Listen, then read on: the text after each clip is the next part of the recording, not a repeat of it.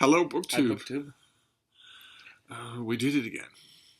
Yeah, we did it again. We very intentionally. It was like we were riding around looking for an avocado stand and came across a bunch of books. We went to the Brattle Bookshop for yet more books. And it was great, of course. I'm biased. It's my home. It's my own home store, but it was great. It was terrific. It was. We got there a little later than I usually do. I usually get there right at the crack of the store opening, but there were people there. But I didn't mind. I saw some people that I don't see when I'm first thing in the morning, and it was great. You've been there now. Oh, I don't know. How many times? Yeah, You've gone to the Brattle every time you've come here. Mm-hmm. Yeah, sometimes multiple times. Multiple times. Yeah.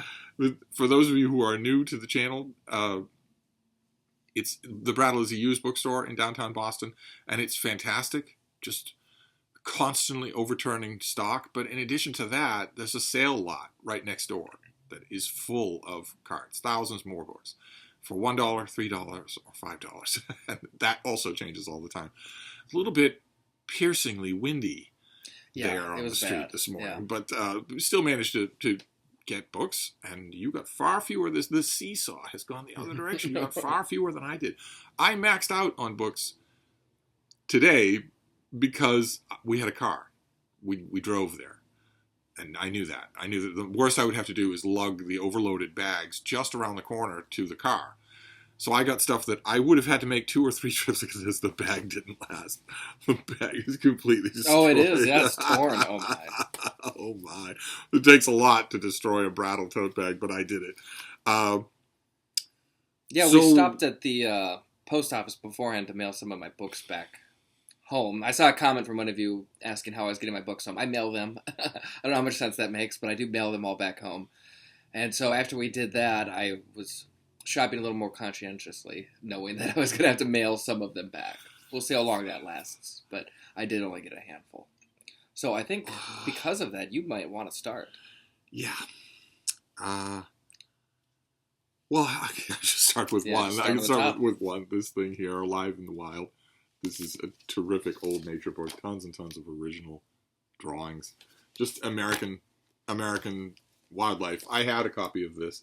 That I think I do in the little book room, and it's in terrible, terrible shape. So I saw this. The Brattle's the only place in the world where you would see 2 copies of this in relatively short order, so I grabbed it.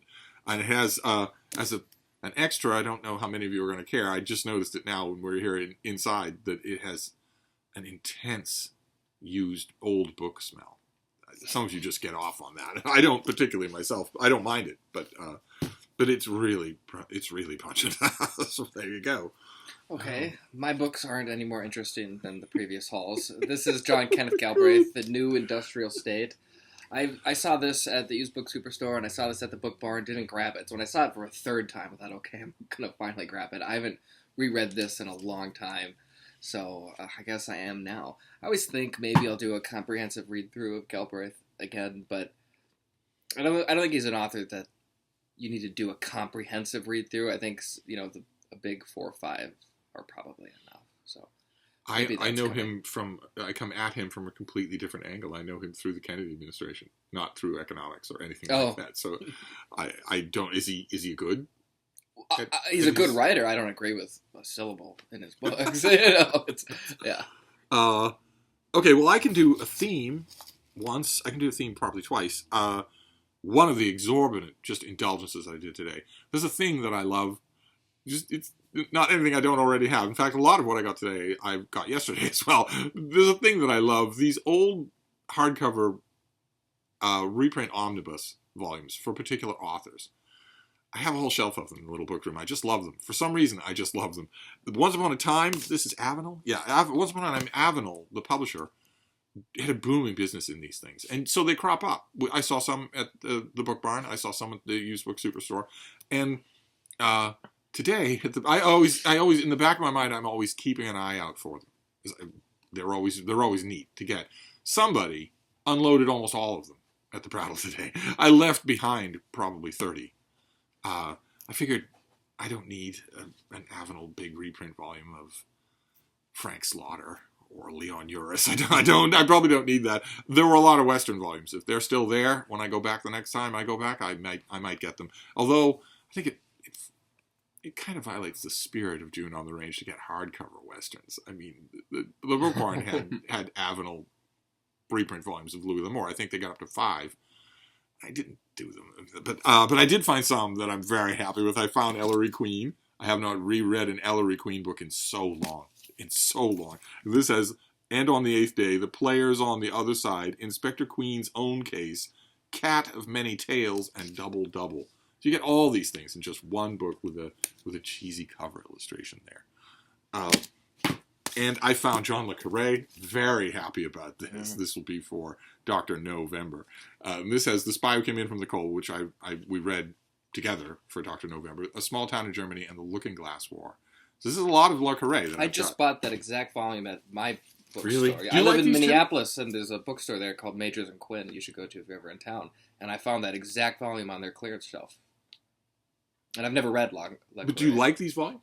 I do, collected volumes. Yeah. They have sort of a weird charm to them. I found this, Lord Peter Wimsey, so I have a ton of Lord Peter now that I didn't have, 2 days ago. I saw this particular volume on some BookTubers channel. I don't remember who it was. They held it up, or maybe it was just in the background, and I went into the comments section and demanded that they take it off their shelf and send it to me, and they didn't do it. So I found a copy of my own. This says Whose Body, Clouds of Witness, Murder Must Advertise, and Gaudy Night. So I now have Gaudy Night a couple of times. Found this big volume of Graham Greene. There's another volume of Graham Greene that's all his short stories. I left behind at the Book Barn a big fat volume of Somerset Maugham short stories. I don't think I saw that at Brattle today. That was one of the only ones I didn't. Is this still Avenel? Oh, Octopus. That doesn't matter. There's our author after he's had quite a bit of Hyde Cottage box wine. Okay, this is not one of them. I thought I had more. Oh, yes, here we go. P.D. James. How wonderful. I just found, they were all there. And I love these things. I've doubled my number of them. This is Unnatural Causes, An Unsuitable Job for a Woman, which I just found in a mass market, and The Black Tower, which I don't like. You P.D. James fans out there, she can do no wrong, but I don't like The Black Tower. Am I supposed to like The Black Tower? Any of the rest of you find it weak? But, I found Gorvidal. Oh. So this is a perfect example here. This has some minor works, and some of these minor works I want to go at again, especially The City and the Pillar. But this has all of Julian, his breakthrough historical novel. I would have grabbed that. Which I also found today. But I want to get the rest of the... Oh, here we go. I felt guilty. For March Mystery Madness, I read an Ed McBain novel, and Ollie at Criminale, of course, loves Ed McBain, and I didn't like the book, and so I got a whole anthology of Ed McBain. I'm hoping, now that I didn't actually check to see if that one is in here, Cop Hater, Give the Boys a Great Big Hand, Doll, 8 Million Eyes, The Heckler, and 10+1. So there you go. I now have a lot of Ed McBain to maybe work it out, maybe work out my differences with him. Was there any more of these? I got a lot of them, but I think that might be it.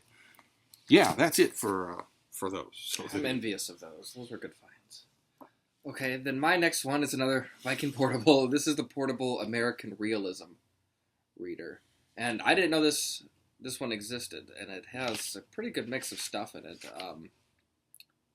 So it's regionalism and local color, so that obviously has a fair bit of Mark Twain in it. Realism, and then naturalism. Those are the 3 sections, and it's got a pretty healthy variety in it. So that's one that never existed as a mass market. Not to my knowledge, but like I said, I didn't. So is it mostly fiction? It looked like it when I was. I thought I saw Edith Wharton through it. But you would know better than me. Yeah, Sarah and Jewett. Yeah. Constance Fenimore Wilson. Oh my God. Oh, it starts off with Mark Twain. Yeah. But you've got Joel Chandler Harris. That's I don't know that you could do that now. Lots of Stephen Crane. Very good. Very good. Yeah. Ooh, Paul Laurence Dunbar. Fantastic. And I was talking to Steve. I said, now I have a lot of Viking Portables, and I might just start reading through them one at a time. I've read a good amount of them, but nothing systematic, so I think I might start doing that. I dangled the possibility you could do that on his revived BookTube channel, but it's a thought. He works 2 jobs. I'm very busy. And he's also still dabbling in heterosexuality. So he's still experimenting. Dabbling. Okay, off camera. It's the classic Rumpole line. Are you still practicing law? No, I think I've got the hang of it by now. I got, for June on the Range, I did get a hardcover Western, the big book of Westerns. That's fantastic. This is going to have so much in it. And how could I turn that down, right? That cover. I should keep going, right? Because you have... Okay, we can do anthologies. Didn't I get a couple of anthologies? What I did. Oh, no. Oh, well, yes. Well, this is an anthology. This is an overview, and I might, if he doesn't have it, I might send this to Michael K. Vaughan. I couldn't pass it up. This is a gigantic, really tough overview of men's adventure magazines. More scorpions per page than you could imagine. This, of course, is the cover that was put on the big Otto Penzler's big book of adventure stories. But this is not really the stories. It's more of, you get a ton of the artwork, including some details. And you get prose. So you're analyzing what these things are and how they changed over the years. I think it's fascinating. And then one more. I thought I had two of these. Oh, yes, I did. Okay. Two more anthologies. Lynn Carter's Flashing Swords books. When I mention that, you old school fantasy fans are going to smile from ear to ear because the Flashing Swords books were magic. And there was a bunch of science fiction and fantasy in hardcover out in the sale lot. I found Flashing Swords #1, which I don't think. Oh God, I don't think I've ever read this. Who's in here? Dedicated, of course, to Robert E. Howard. The Saddest of the Executioner by Fritz Leiber. There's Jack Vance, there's Poul Anderson, there's Lynn Carter. And then I also found Flashing Swords #4, so we've got a change in cover quality there. But I don't have all of these things. I think I have 5, and now I have 4 and 1. Who is in here? Jack Vance again, Poul Anderson again, John Jakes, Storm in a Bottle, Brack the Barbarian. Catherine Kurtz is in here. Fantastic. The short story about the Durini. And Michael Moorcock, The Lands Beyond the World. Weird illustration there to begin with. I don't really know what's going on there. But anyway, 2 more anthologies. Got a lot of anthologies this time around.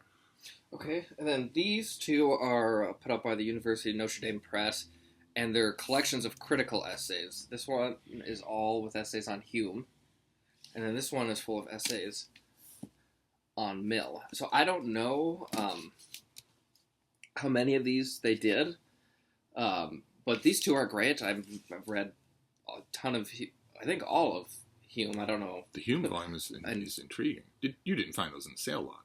No, I did not, yeah. And a lot of Mill. I forget what university does the complete Mill, but that's a lot of volumes. I've been working through and back through the Liberty Fund volumes. They publish a lot of Mill, and those are really good. I reread his autobiography last year, which is fascinating. Do you find that the binding holds up on those when you read them? They've always struck me as a little bit stiff. They are stiff, yeah, but they've been holding up fine for me. And my most damaged copy is The Wealth of Nations, and that's still, together. Okay. What about the Liberty Fund itself? What do you mean? Do you know anything about them? Are they Nazis? No. They're very classical liberal, I would say. Yeah. What else can we do here? Historical fiction. I found this little hardcover of Julian by Gore Vidal. So I got 2 copies of Julian today. But this is a whole lot handier than the big hardcover that I think I still have on my shelf. This is his breakout great historical novel. And I got a John Singleton Copley biography. I read this and loved it. I think it featured prominently on my year-end list. This was a perfect example of something that does occasionally happen, where the publisher will send me the ebook, the eGalley, and they'll send me the galley copy, the review copy, but they'll never get around to sending me the hardcover. They never sent me this. He's a great painter. We must separate the art from the artist, so I will not hold against him his change of loyalties, but he's terrific. And I read the big earlier biography of Copley that I think was done 100 years before this. Don't have it anymore, but I liked this book. Lots and lots of energy and really shrewd look at the paintings, which you have seen, right? You've seen some Copleys in the art museum. Oh, yeah. So I was happy to find it. I mean, I didn't have to lug it back here, so I was happy to find it. Should I do a little more? Yeah, I think you should. I only have a couple left.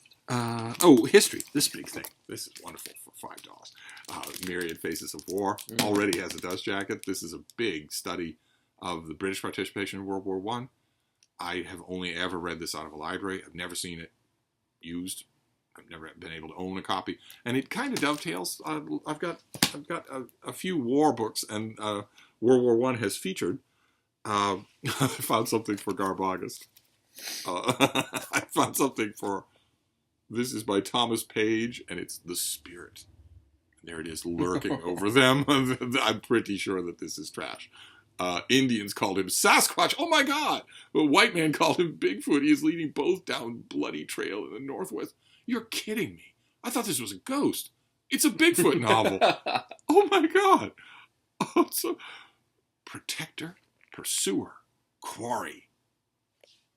Does that mean Quarry and the Hendersons? I'm here all week, folks. So am I. Yes, unfortunately. I don't know how I'm going to get out. All right, well, you've got a couple more. Go ahead. Okay. This is... Get it because it's Harry. And I understand. This is World War II. Now I'm thinking I should have grabbed more World War I now that I'm seeing that volume. I should have grabbed any World War I. I've never seen it. This is the U.S. Army, the Downfall of Japan to the End of the Earth by John McManus. This is a third volume in a trilogy he did of the U.S. Army in the Pacific. And I didn't read the third volume. This came out, I think, just last year. The first two volumes are, Fire and Fortitude and Island Infernos, I think. Fire and Fortitude, I remember. Yeah. I don't remember the name of the other one.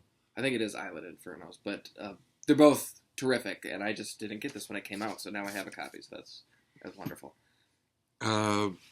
Let's do some duplications, all right? We found World of Tears, but I found the Science Fiction Book Club World of Tears, the very thing I was talking about. They did it in 2 volumes, so this has, see, you can tell that they did nothing on the back there. You've just got these, I believe that's Frank Frazetta, is it not? In the cover there, he starts off with no clothes, then he graduates to clothes, some clothes anyway. But is this going to have all of the volumes?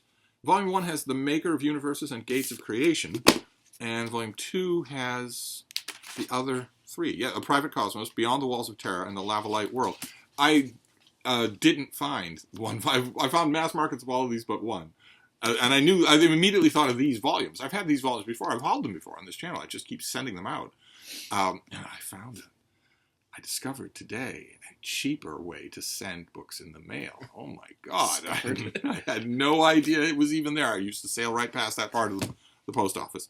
And then the other duplication is this. I found Strangers from the Sky only in a hardcover, on the Science Fiction Book Club hardcover, which is not going to have the step back. So instead you get just the artwork, the old Enterprise and our crew.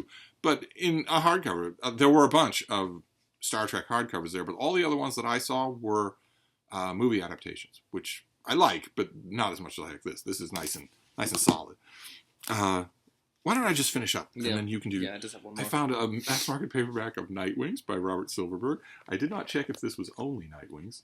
Nightwings, of course, is one of the greatest things he wrote.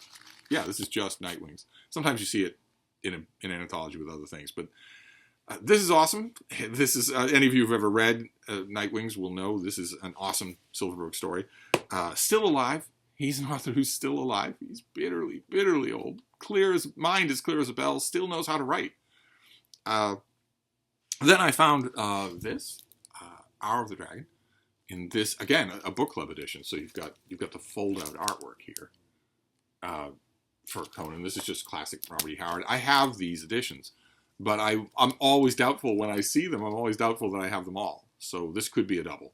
And then finally this thing, Gardens of the Moon, with its original U.S. cover artwork there. The first of the Malazan Book of the Fallen that there are some booktubers who only read Malazan Book of the Fallen. They're just uber dude bros, and that's all they read. They don't even read the rest of fantasy. They don't read Lord of the Rings. They just read Malazan Book of the Fallen. And I sometimes watch their channels.